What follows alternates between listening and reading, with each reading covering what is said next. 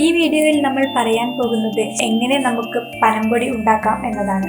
പണ്ട് ഒട്ടനവധി ആവശ്യത്തിന് വേണ്ടി പന നമ്മൾ യൂസ് ചെയ്തിരുന്നു. പന തന്നെ 3 തരത്തിലുണ്ട്: കൊടമ്പന, കരിമ്പന, ഏറമ്പന എന്നിങ്ങനെ. കൊടമ്പനയുടെ ഓല പണ്ടുകാലങ്ങളിൽ നമ്മൾ വീട് മേയാനും അതുപോലെ തന്നെ ഈടുംപനയുടെ ഓല ആനയ്ക്ക് കഴിക്കാൻ കൊടുക്കാനും ഒക്കെ യൂസ് ചെയ്തിരുന്നു. അതുപോലെ പനങ്കുരു മീൻ പിടിക്കാൻ വേണ്ടി യൂസ് ചെയ്തിരുന്നു.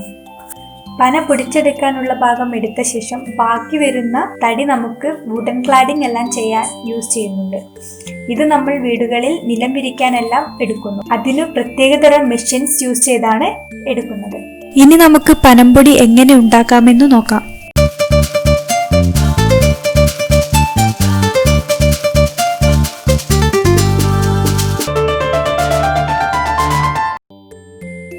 പന പൂവിടുന്നതിൻ്റെ തൊട്ടു മുന്നേ ഇതിനെ നമ്മൾ കൊലത്തുമ്പ് എന്ന് പറയും. അതായത് ഈ കൊലത്തുമ്പ് വരുന്നതിൻ്റെ തൊട്ടു മുന്നേ വേണം പന മുറിക്കാൻ. പന മുറിച്ച ശേഷം തടിയിലെ ഉള്ളിലുള്ള കാമ്പ് നമ്മൾ ചെറുതായി മുറിച്ചിടണം. ഇത് നമ്മൾ നല്ലതുപോലെ ഉണക്കണം. നല്ലതുപോലെ ഉണങ്ങിക്കഴിഞ്ഞാൽ അതിലുള്ള പൊടി നമുക്ക് പെട്ടെന്ന് എടുക്കുവാൻ സാധിക്കും. ഇനി ചെയ്യേണ്ടത് ഈ ഉണങ്ങിയ പനയുടെ കാമ്പ് നമ്മൾ നല്ലതുപോലെ ഉരലിൽ ഇട്ടിടിച്ച് പൊടിച്ചെടുക്കുക.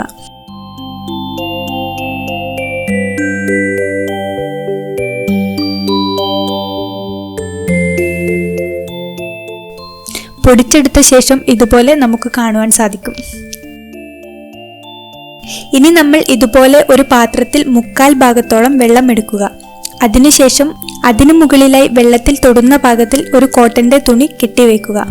അതിനുശേഷം നമ്മൾ പൊടിച്ചെടുത്ത പൊടി ഈ തുണിയിലേക്ക് ഇട്ടുകൊടുക്കുക. എന്നിട്ട് ഇത് നല്ലതുപോലെ പിഴിഞ്ഞെടുക്കുക.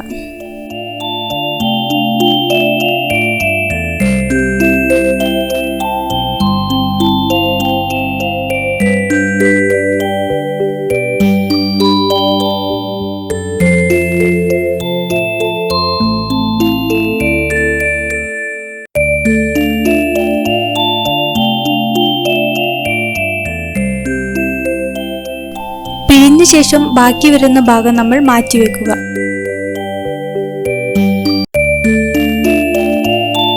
അതുപോലെ തന്നെ ഇതിന്റെ മുകളിലായി കെട്ടിയിരിക്കുന്ന കോട്ടന്റെ തുണി എടുത്ത് അതിലേക്ക് പിഴിഞ്ഞ് മാറ്റിവെക്കുക.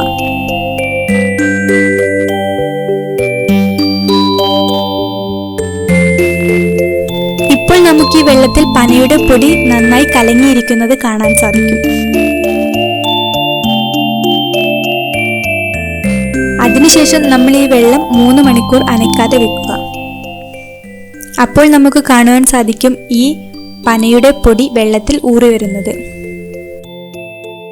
പിന്നീട് നമ്മൾ ഇതിന്റെ മുകളിലായി കാണുന്ന വെള്ളം ഒഴിച്ചു കളയുക. ഇപ്പോൾ അതിന്റെ അടിയിലായി കാണുന്ന പൊടിയാണ് നമ്മൾ പലതരത്തിലുള്ള വിഭവങ്ങൾ ഉണ്ടാക്കാനായി യൂസ് ചെയ്യുന്നത്.